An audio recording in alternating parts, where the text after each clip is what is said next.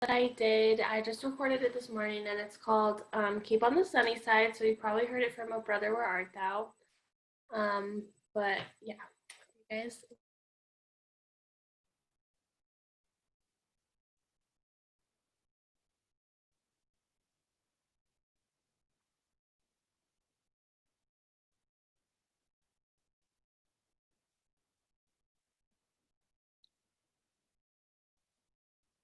Sorry, it just takes me a second to find it, but I got it.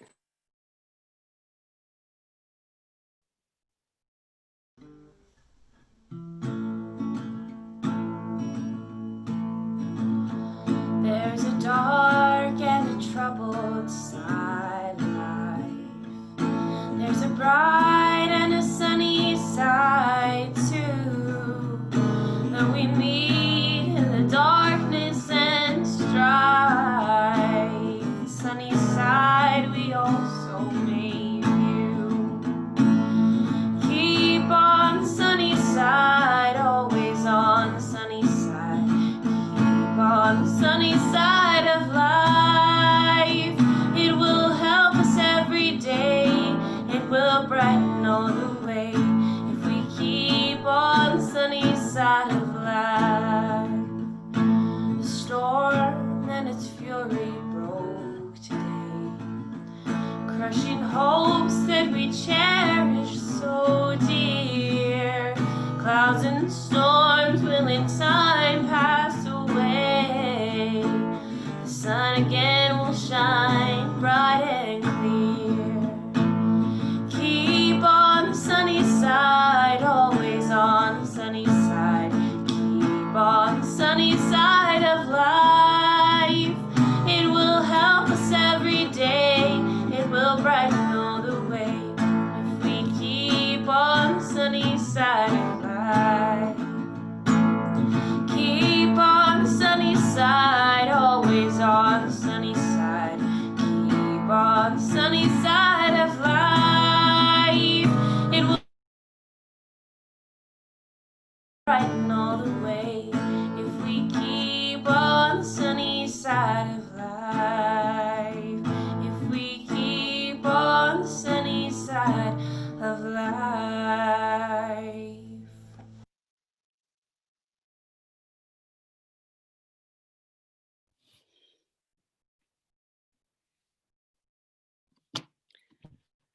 This community of care is created through our work and time together, our commitment to one another. This is our covenant, to walk together in loving fellowship, to share our hopes and values. As we listen to the words, "Love will guide us," we thank you for your generous gifts which support the work of this religious community and Unitarian Universalism in the world at large. While we are not physically together today to share in this moment of gratitude, I invite you to take this time to reflect on what UUCGV means to you. If you would like to contribute to today's virtual offering plate, after the service, we invite you to go to grandvalleyuu.org and click on our online giving link. Maya is also more than happy to walk you through the various online options. If you have questions, please feel free to give her a call during her office hours. And we always are gratefully accepting checks and monetary donations mailed to the church office too. So with hearts of gratitude, we will now receive today's virtual offering, whatever that means for you.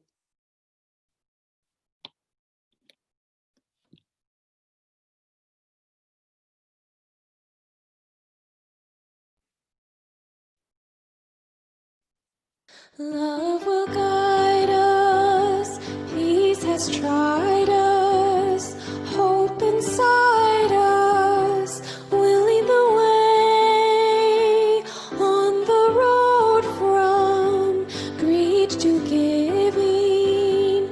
Love will guide us through the hard night. If you cannot sing like angels, if you cannot speak before thousands, you can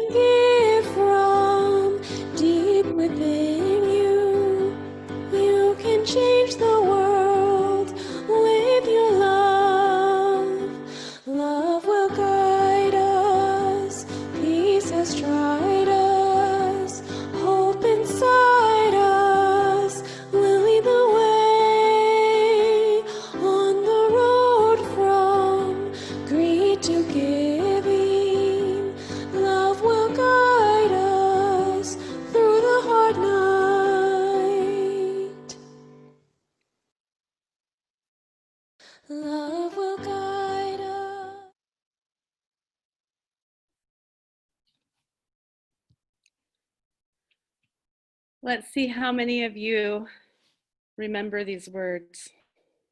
This congregation is a community of ourselves. Its energy and resources are our energy and resources. Its wealth is what we share. As we contribute to its life, we affirm our lives within it.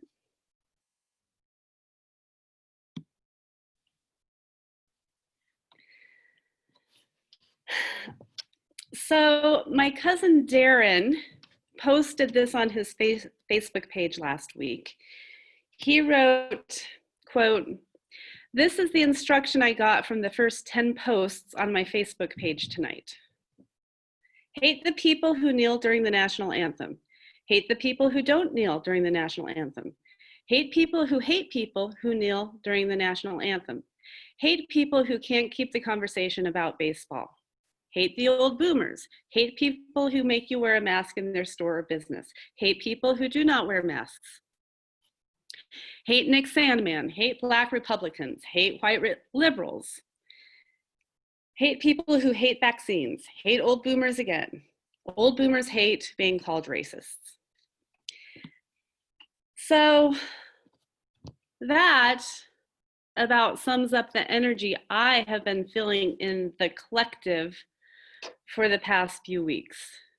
And it was interesting to see this, my cousin post this because we run in completely different social circles. He actually is the minister over at Heart of Junction, which is just on the other side of the park, and it's one of the more conservative churches in the valley. So the Crow family genes actually, are representing the most liberal voice and the most conservative voice, which I find is kind of interesting. But I thought, he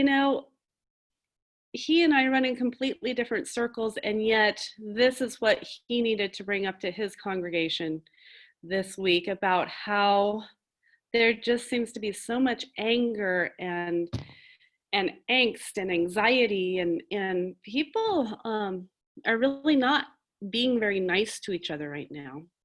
And in the last few weeks, I've been talking a lot about self-care, the need for rest, feeling exhausted. And there's a reason that I've been focused on these things. And it's because, and we all feel it, it's because something isn't right. Something is very off, and I've been feeling it. I mean, it's been off for months, but just in the last few weeks, I've felt like it's been an increase. And I know a lot of you have been feeling that too. And apparently my cousin Darren was feeling the same thing.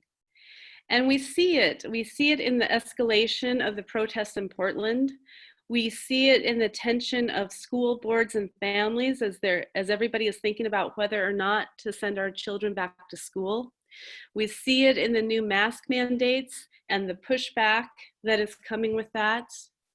And I've been referring to it as a crispiness that I'm seeing and feeling in myself and others. So what do I mean by crispiness? Because I've used it a lot over the last 2 weeks and people have been giving me blank looks. But for me, it just means it seems like there is this like low hum of anxiety that's permeating everything.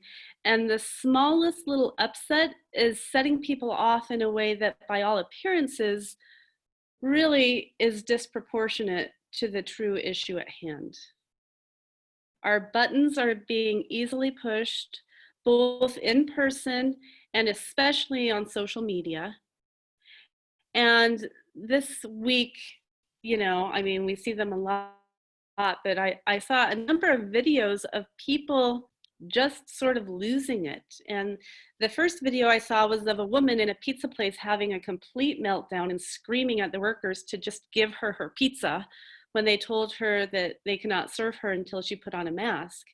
And then the next day, right after that, there was a video of a woman having a meltdown and screaming at two other women who were minding their own business at the lake without masks on, but definitely far enough away from others that it really should have been okay. Both of these videos showed people completely losing control of themselves. And the ironic thing is that these two women were coming from totally different perspectives, but they were behaving in exactly the same way. There was really no difference between them in their behavior, even though one person was a pro-mask warrior and the other was an anti-mask warrior. But what they were both doing was behaving very badly and abusing the people around them in their self-imposed sense of righteousness.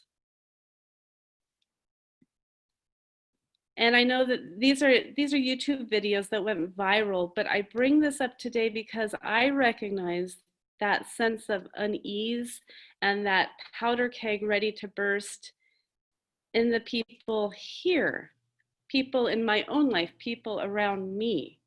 And I was talking about this with some of my friends earlier this week, and I said something about, so maybe my sermon this week will go back to being what it means to be kind. And without missing a beat, this person, who by the way is in fact one of the kindest people I know, said, I am so sick of hearing about people being kind. It doesn't work. Hence the crispiness. And then I had to take a step back and ask myself if I have become an annoying cliche. Oh God, here comes Wendy again, talking about being kind and compassionate again. So I did take a step back this week to reflect on that and ask myself what it really means to be compassionate and kind in this world right now. When I talk about kindness and compassion, I am not talking about surface level behavior. I am not talking about being nice. And I have given a sermon or two about the difference between being nice and being kind. Being nice is a surface level behavior. Kindness and compassion come from a different place. They come from within and they spread out. But I don't really even want to talk about that too much today, because what I want to focus on is something deeper. And I want us to focus on the word composure. We were doing a chaplaincy review on Friday, and one of my co-supervisors was talking to this student who was about to go in front of an ordination committee for the United Church of Christ. And she said, when going in front of the review panel, don't worry about them, but focus on your own inner sense of peace, poise, and power. And I really loved that phrase, peace, poise, and power. And I realized that is what I was wanting and needing to talk about this week. And then for my sermon title, I added to it, and maintaining our composure in a world that has turned crispy. But the word I really want to focus on today is composure. And I think composure is what is missing in the online culture of I'm right and you're an idiot that we seem to be living in these days. My definition of composure is maintaining an inner equilibrium in a world of chaos. I don't want us to focus too much on the external world, but on our own internal world, because really the only thing that matters is our internal world and then how we express that to the outer world. And I have to say, I have my own personal example of this. I'm on the UU Ministers Facebook page, and I sometimes find that my paradigm is not always in alignment with other UU ministers. And most of the time I read the posts and the comments and I choose not to respond. But last week I decided to respond. And the topic is not important. My response is not important. What was important to me was the energy behind the response. I am very, very conscious of the power of words, both written and spoken. And because I learned a while ago, you never write anything either in an email or on social media that you would not want to be shared with the whole congregation or the whole world. And because of that, my words were thoughtful and kind. And I am the one that knows this, but the motivation behind the words was not. I responded because I was annoyed, I was angry, I was crispy, I was fed up, and darn it was time that I speak up and let everybody else know how right I was. And I typed it up and I hit send and I sent a nasty lick at the computer and I was like, take that, ha. And did I feel better? Not really, because the underlying energy and emotion was one of anger, defensiveness, and self-righteousness. The words that I sent out were fine. The motivation behind the words was reactive. And I felt exhausted afterwards. I felt ready for a fight. I felt depressed. It was the energy of, okay, people, who's going to respond first? I am ready for you. Bring it on. And here's the thing. I could have written the exact same words and posted the exact same post from a place of composure, peace, poise, and power. Nothing would have changed externally, and it would have been a completely different post and experience for me internally.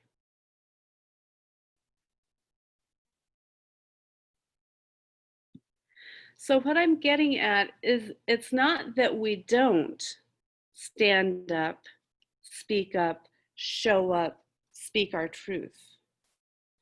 I am not advocating for us to be nice and silent when we see injustice. I am advocating that we take the time to be in control of ourselves and our own inner world as we respond and interact with the outer world. I have said this many times, but it bears repeating. Responding and reacting are two very different things. Responding puts yourself in control. Reacting puts the other person in control. And there is a huge difference between these two R words. There is a small space in between where you can take a deep breath and then decide, am I going to respond or am I going to blindly react? There is always that moment of decision. And we are always in control of that moment of decision. So please respond with your truth. We need people standing up, stepping up, showing up, and speaking our truth right now. But blindly reacting out of unprocessed emotion is not helpful for anybody. And I think that is mostly what's going on in the world right now. For the most part, most of the people I am observing around me and on Facebook and on social media are reacting out of unprocessed emotion. They are reacting out of unprocessed grief and fear and anger and pain and shame and a sense of powerlessness. But we have to understand that being in control of ourselves is where our true power comes from.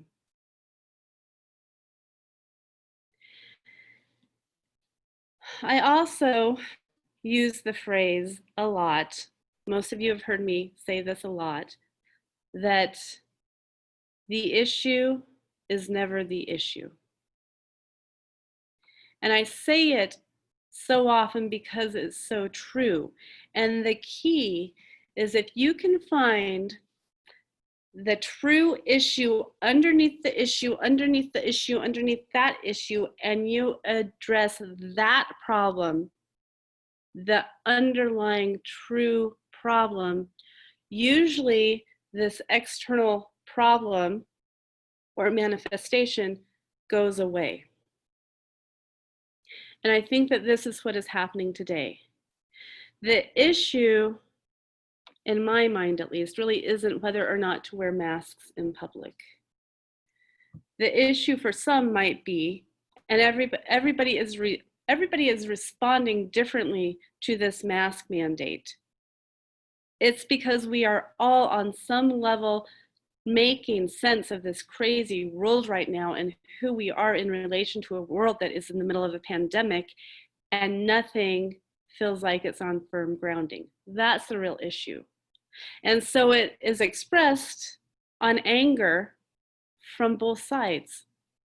For some, it might be, why don't you see that we are all interconnected and therefore you're wearing a mask is a statement that the collective matters to you.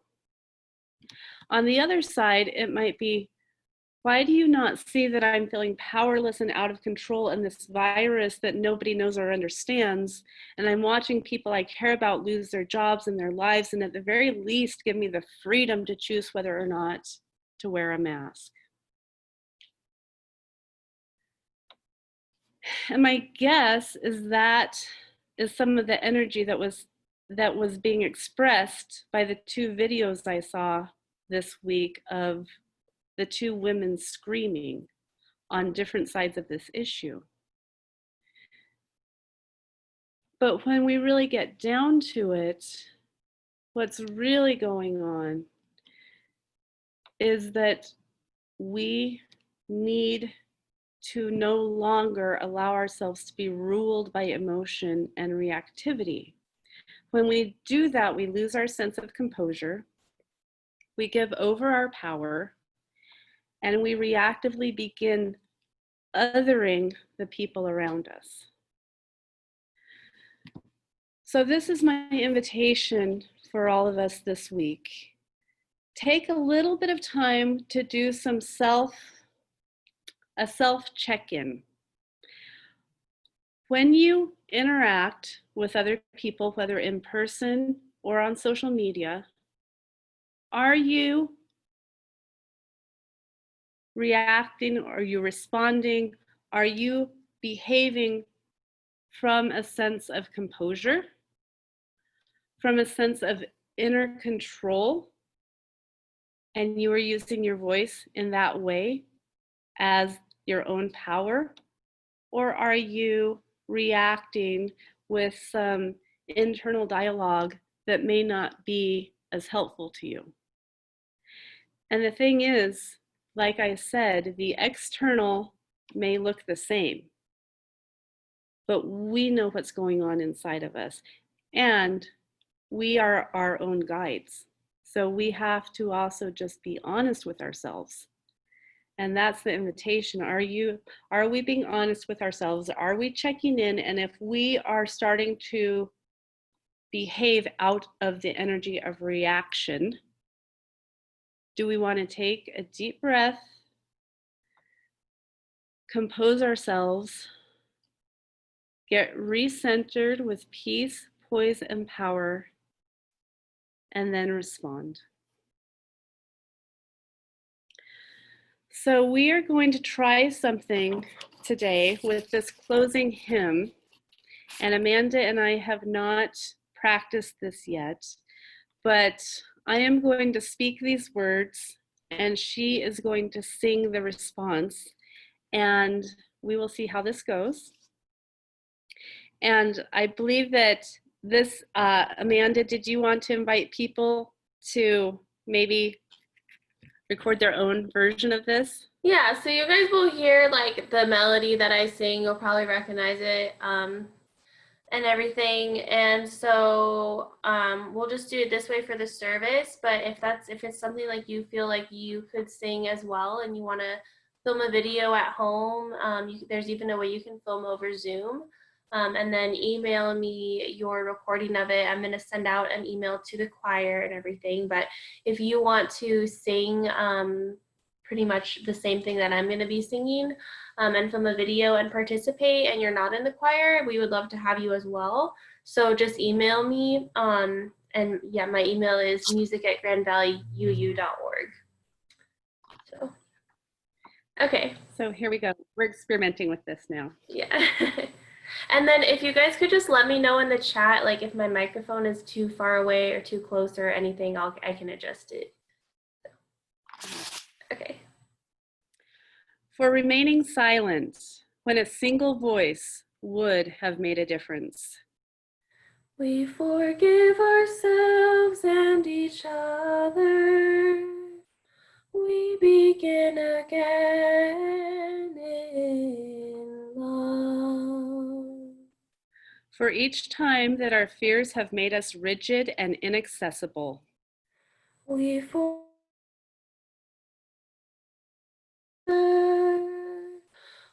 begin again in love. For each time that we have struck out in anger without.